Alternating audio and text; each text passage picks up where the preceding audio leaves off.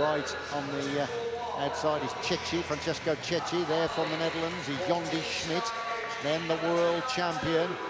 There he is, that's Maximilian Levy. And then the next rider we saw is Niblet of Australia. Then the rider from Greece is Christos Volekakis. And there is the big man himself, Chris Hoy.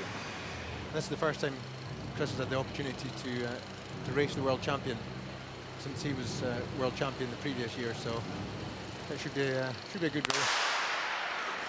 Yes, Chris Hoy electing not, of course, to go to the World Championships.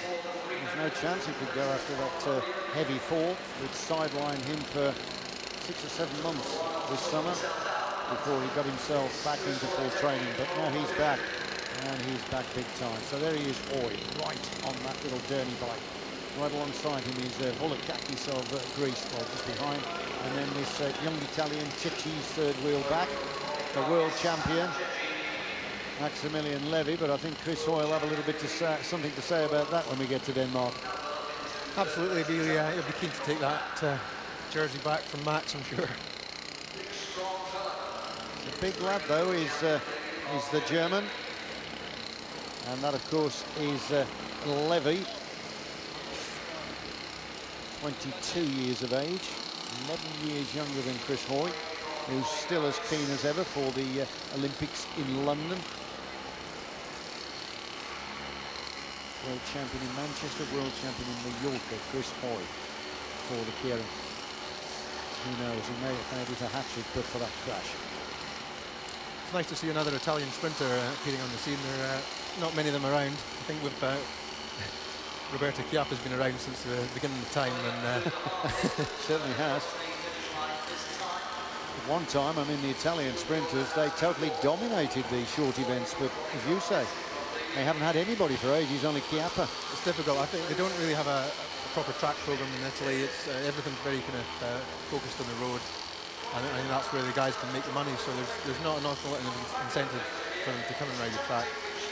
So Hoy looks as though he's adapting his normal tactic here, holding them on the shoulder and wanting to lead it out all of the way.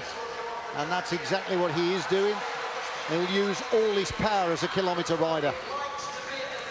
Yeah, you can see he's in a massive gear there, just winding it up. And really, it defies logic for anybody to get round him. Just like racing a motorbike. Up to the line this time, it'll be the bell. Chris Hoy in full flight. The Olympic champion.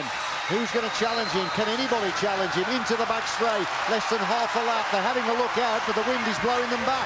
Chris Hoy, here he comes, the Olympic champion, coming up to the line. He takes it. Hoy takes it on the line in some style.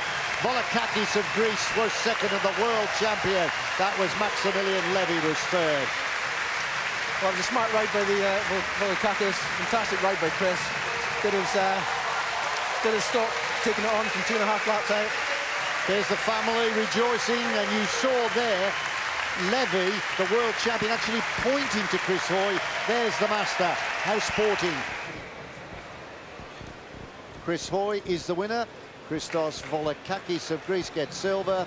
Maximilian Levy gets the bronze, and Chris is in the middle with Jill. Chris, great to see you back. Your first major international race since the crash. How did it feel? It was great. The atmosphere in Manchester, it's unbelievable. It's the best World Cup on the circuit. And to have that support, it just gave me that extra little bit of something, and it was a hard race. I could see them on my wheel. I was looking down, I could see him creeping up, and that line couldn't come soon enough, but it was just nice to be back in the winning way again, and I'm loving being back in the team and really enjoying it.